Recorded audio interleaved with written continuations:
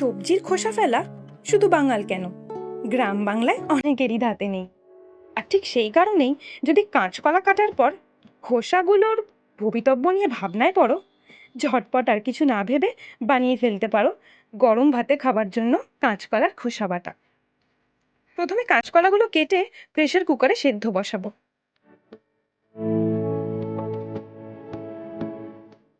একটা সিটির পরেই নামিয়ে নিয়ে খোসাগুলো ছাড়িয়ে একটা মিক্সিতে কাঁচা লঙ্কা, রসুন, কালো জিরে আর পরিমাণ মতো জলের সাথে একটা পেস্ট বানিয়ে নিচ্ছি।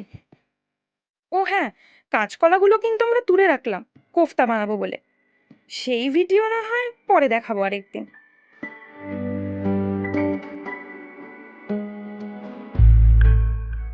আপাতত এই পেস্টটা কড়াইতে কিছুটা সর্ষের তেলে ছেড়ে দিলাম।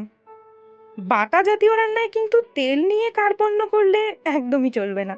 8 থেকে 10 মিনিট সাঁতলানোর পর মাখো মাখো হয়ে এলে দিয়ে দিলাম পরিমাণ মতো নুন আর চিনি।